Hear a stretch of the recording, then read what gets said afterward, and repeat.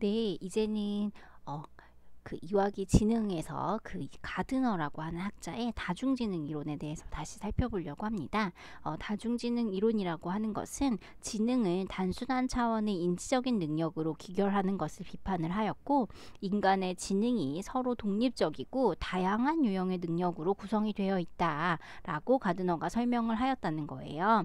그래서 지능은 다양한 분야에서 독립적으로 발달을 하고 개인의 경험에 따라서 다른 과정을 거치게 된다라고 가드너는 주장을 하였어요. 그래서 가드너가 주장하는 지적 능력 유형이라는 것은 언어, 그리고 논리 수학적 지능, 음악 지능, 신체 운동 지능, 공간 지능, 자연 탐구 지능, 대인관계 지능, 개인 이해 지능으로 분류가 되는데요. 그것을 한번 그림으로 살펴보시면 다음과 같아요. 그래서 개인 내 지능은 자신에 대한 인식과 효능감, 그리고 계산 메타인지, 공간적인 문제 해결까지 여기에 들어가 있고요. 언어 지능은 언어에 대한 민감성, 그리고 대인적인 언어력, 그리고 장문 및 학문적 언어력 등이 포함이 되어 있습니다. 논리 수학 지능은 학교 수학, 일상 수학, 전략 게임, 과학적인 사고 것들이 들어있고, 음악 지능은 음악을 감상하는 것, 악기에 관련된 것, 가창력, 작곡까지가 음악 지능이네요. 신체 운동 지능은 운동력, 그리고 손 작업 및 표현적인 활동까지 신체 운동 지능이고요. 공간 지능은 공간 인식하는 것, 공간을 통해서 예술 작업을 하는 것, 대상을 통한 공간적인 활동들도 들어가 있습니다. 자연 지능은 동물, 식물, 환경에 대한 민감성을 포함하고 있고, 대인 지능은 사회적인 리더십, 사회적인 민감성, 대인 관련 활동들, 이런 부분들 사실은 굉장히 중요한 부분들이죠. 그래서 이렇게 지능이라고 하는 것이 단순히 뭐 하나다, 뭐 두 개다, 뭐 이렇게 볼 수가 없고요. 이게 굉장히 다양한 부분으로 이루어져 있다라고 가드너는 정리를 하였죠. 그리고 인간의 지능이 서로 독립적이고 다양한 유형이다라고 이야기를 한 것을 이 그림을 통해서 볼 수가 있겠습니다. 그래서 우리가 지금 여러 학자의 지능에 대해서 살펴보았는데, 결국 이 지능이라고 하는 것을 살펴보면 학자마다 너무나 다르게 이야기하고 있지만, 지능을 구성하는 요인도 다 다르고 학자마다, 그렇지만 이들의 의견을 다 종합해서 우리가 살펴보면 결국 지능이라고 하는 것이 유전과 환경의 영향을 받으면서 인지적인 능력과 경험을 통해서 습득하고 또 발달한다 라고 하는 부분을 살펴볼 수가 있는 거죠. 즉 지능은 유전 그리고 환경, 이 두 가지 영향을 다 받고, 자신의 인지적인 능력, 그리고 이것을 어떻게 경험을 하였고 이것을 어떻게 습득을 하였냐, 뭐 이런 것들을 통해서 지능이라고 하는 것이 습득되고 발달되어진다 라고 하는 부분으로 정리해 볼 수 있겠습니다. 자, 그러면 이제 우리가 지금 알게 된 이 지능이라는 것이 굉장히 다양한 요소가 있고, 개인의 그 유전적인 것, 그리고 환경적인 것에 의해서 영향을 다 받는다. 그렇지만 이 사람의 지능이 높다, 낮다 라고 하는 부분을 어떻게 우리가 측정을 할 것이냐라고 하는 문제인 거예요. 그런데 심리 측정으로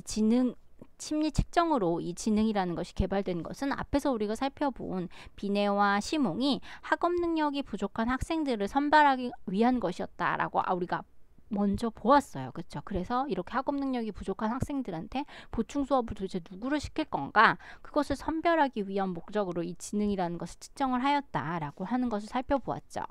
또 비네와 시무이 개발한 이 지능 검사가 일반 학생들의 지적 능력을 비교하는 데에서도 굉장히 유용하게 사용이 되어졌다라고 알려져 있어요. 그래서 이 검사가 스탠포드 대학에서 1916년 터만에 의해서 다시 좀 바뀌었어요. 개정이 되어서 스탠포드 비네 지능 검사로 그 개발이 되어서 굉장히 여러 나라에서 사용이 되고 있는 중입니다. 그런데 이 스탠포드 비네 지능 검사가 왜 많이 쓰이느냐? 여러분 IQ 들어보셨잖아요. 이 지능 지수라는 것이 처음으로 사용이 되었고, 또 정신 지수는 정신 연령 그리고 생활 연령 곱하기 100으로 산출이 된다라는 것.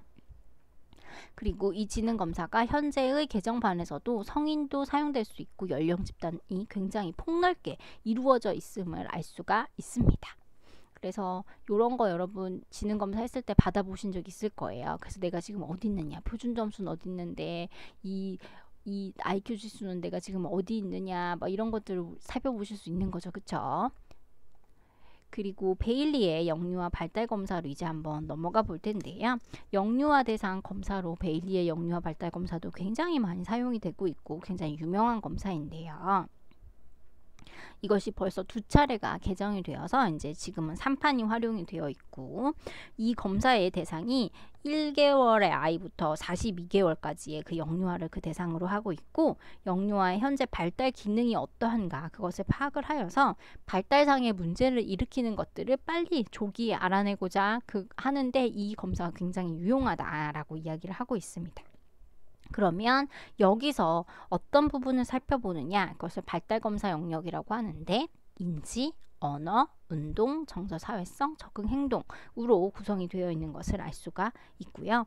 영유아 전체적인 발달의 불균형, 어디는 발달이 잘 돼 있는데 어느 부분은 약하다라고 하는 것, 또는 강점과 취약점, 그 비슷한 말이 될 수 있죠. 얘가 얼마나 잘 발달이 되어 있고 반대는 또 발달이 잘 되어 있지 않은지, 뭐 이런 것들을 살펴보아서 전반적인 발달에 도움을 줄 수 있도록 하는 것이 베일리 영유아 발달 검사입니다. 다음은요, 우리도 여러분 들어보셨을 거예요. 그래서 웩슬러 유아지능 검사인데요.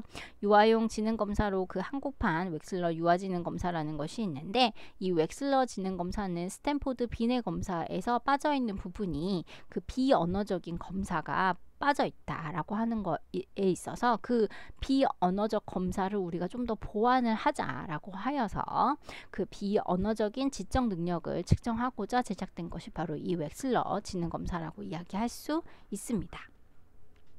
그래서 이것을 다시 또 우리나라 실정에 맞게 바꾸고 표준화시킨 것이 한국판 웩슬러 유아지능 검사이겠죠. 그런데 웩슬러는 지능이 결국은 개인이 목적을 달성하고자 하는 행동, 그리고 이를 위해 합리적인 사고를 하는 것, 개인이 갖고 있는 환경을 효율적으로 다루기 위한 능력이다 라고 정의를 하였어요. 그래서 이 검사의 검사 대상에 따라서 사실은 검사의 그 종류와 그 추가 지표들이 사실은 조금씩 차이가 있는데요. 일단 살펴보면 검사 대상이 2세 6개월부터 7세 7개월까지의 그 유아는 전반적인 지능과 특정 인지 영역의 지능을 나타내는 15가지 소검사, 5가지 기본 지표, 4가지 추가 지표 등이 있어요. 이렇게 말하면 지금 무슨 말인지 잘 모르겠지만 이렇게 다 나뉘어져 있는 거죠. 그래서 기본 지표, 뭐 추가 지표, 뭐 이렇게 부분들이 있다라고 하는 부분들 살펴볼 수가 있고요. 그리고 이 부분들에 있어서 우리가 한번 살펴보면 그 2세 6개월부터는 2세 6개월부터 그리고 3세 11개월까지는 7가지 소검사, 3가지 기본지표, 3가지 추가지표 이렇게 조금씩 차이가 있는데, 전체 소검사 그 15가지가 뭐 토막 짜기, 상식, 행렬을 추리하는 것, 그리고 동형 찾는 것, 그림을 기억하는 것, 공통성, 공통그림 찾기, 선택하기, 위치 찾기, 모양 찾기, 어휘, 동물 짝짓기, 이해, 그리고 수용 어휘, 그리고 그림 명명 등으로 구성이 되어 있음을 알 수가 있습니다. 뭐 이렇게 여러 가지로 나뉘어져 있다라고 하는 것. 그래서 표준화된 이러한 평가 도구로 유아의 지능을 객관적으로 측정을 하고 임상적인 판단을 하는데도 이런 부분들이 굉장히 잘 활용이 되어진다라고 이야기할 수 있겠습니다. 그래서 우리가 아까 살펴보았던 뭐 언어의 이해, 시공간, 유동, 추론, 작업, 기억, 처리, 속도, 뭐 부분들 볼 수 있고요. 그래서 어휘, 습득, 비언어, 일반 능력, 인지 효율성 뭐 이런 것들로 되어 있는 부분을 살펴볼 수가 있죠. 그러면 이제 우리가 생각을 해봐야 될 게 지능에 영향을 미치는 요인이 과연 무엇인가 라고 하는 건데요. 유아의 지능에 영향을 미치는 요인은 아까도 이야기한 대로 유전적인 요인과 환경적인 요인 이렇게 크가지 2가지를 나누어서 살펴볼 수가 있어요. 그래서 지능은 개인이 태어나면서 얻게 되는 생등적인 유전 요인과 자신이 어떤 환경에 놓여져 있느냐, 그리고 내가 어떤 환경을 경험하였느냐 라고 하는 부분에 있어서 환경적인 경험의 상호작용에 의해서 이루어진다라고 볼 수 있죠. 그래서 유전적 요인은 개인의 지능과 높은 상관이 있다라고 알려져 있어요. 그리고 일반적으로 가족 연구에서 이런 부분을 굉장히 많이 다루고 있죠. 한번 살펴보시면 그 가족 연구가 된 부분 중에 일란성 쌍생아 간의 지능의 상관이 0.82로 나타났어요. 그리고 일란성 쌍생아는 0.59로 나타나고요.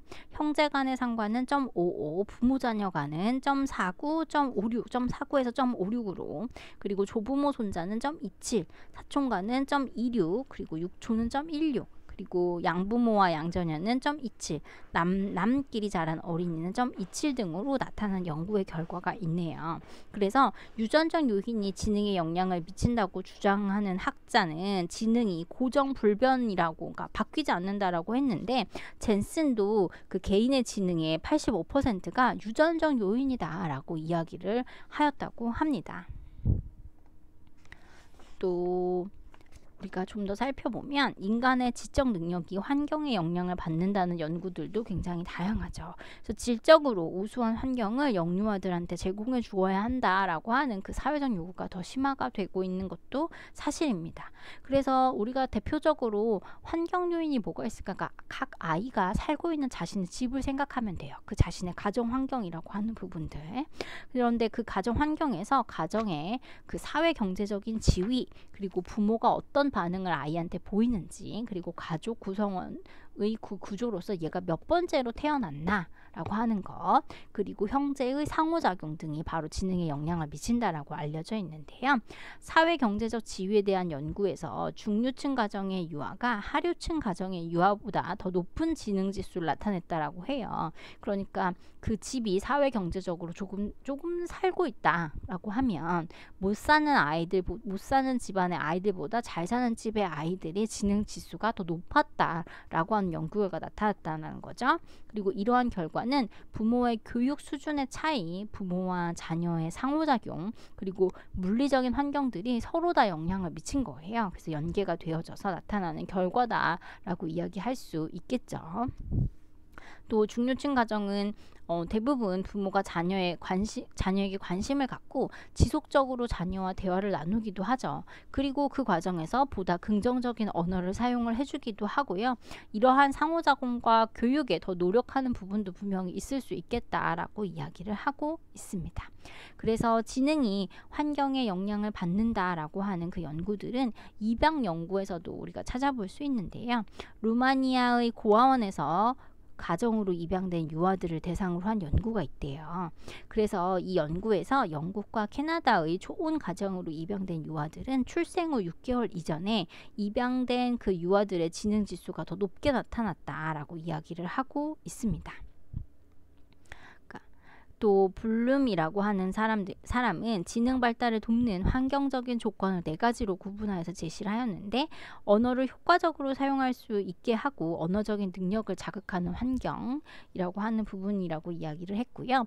두 번째는 문화적 경험을 풍부하게 제공하여서 영유아가 직접적으로 경험을 할 수 있도록 하는 환경이라고 이야기를 했고요. 셋째는 문제 해결을 위해서 사고를 하고 또 자발적으로 해결할 수 있도록 격려하고 또 그것을 자극하고 지적 성장에 도움을 주는 환경이 환경적인 조건 중에 있어서 필요하다라고 이야기를 했고, 성취 동기를 유발하고 탐색적인 경험을 촉진시키고 흥미 활동을 장려할 수 있도록 하고 지적인 성취를 보상하는 환경이 지능 발달을 돕는다라고 블룸은 설명을 하였네요. 그래서 아까 우리가 쌍둥이 그리고 뭐 함께 양육된 일란성 쌍생아의 그 서로 간의 지능 간의 상관관계, 우리 막 이런 걸 살펴보았었잖아요. 요거 연관성이 있구나, 가족들 간에 결국 유전적으로 좀 상관이 있구나 라고 하는 것을 설명하기 위한 표도 우리가 한번 살펴볼 수가 있겠습니다. 결국 여기서 이야기하고 있는 건 지능은 유전과 환경의 영향을 같이 받는다라고 하는 부분을 살펴볼 수가 있겠습니다. 요거는 그냥 참고하시면 될 것 같아요. 이렇구나. 같이 자란 일란성 쌍둥이, 이 아이들의 지능이 왜 이렇게 서로 상관이 있을까? 유전적인 것도 상관이 있고 같이 자랐다고 하는 건 다양한 의미를 생각해 볼 필요가 있겠네요. 그렇죠? 자, 우리가 이제 살펴볼 부분들은요, 이제 블룸에 관한 이야기도 했고, 이거는 환경에 관한 이야기들을 한 것이고요. 이제 우리가 살펴볼 부분은 이제 창의성이라고 하는 부분으로 넘어갈 거예요. 지금까지 한 이야기는 지능에 관한 이야기들을 했잖아요. 그리고 지능이라는 것이 학자마다 뭐라고 정의를 내렸는가, 그리고 그 지능이라는 것이 결국 그 정의에 따라서 구성이 되어 있는 건 어떻게 구성이 되어 있나, 이 지능은 무엇으로부터 영향을 받는가, 지능을 과연 어떻게 측정할 것인가에 관한 이야기들이 지금까지 주 이야기였다면, 이제부터 우리가 할 이야기는 창의성에 관한 이야기를 넘어가 보도록 하려고 해요. 지능이라는 것은 결국 창의성이라고 하는 부분과 떨어질 수 없는 부분인데요. 이 부분은 창의성이라고 하는 것이 결국 무엇이냐로부터 다시 이야기가 시작이 돼야 될 것 같거든요. 그래서 우리가 이제 지능이라고 하는 한 파트를 잘 정리를 하였으니 창의성에 넘어가서 이 두 가지에 대해서 다시 한번 이야기를 해보도록 하겠습니다.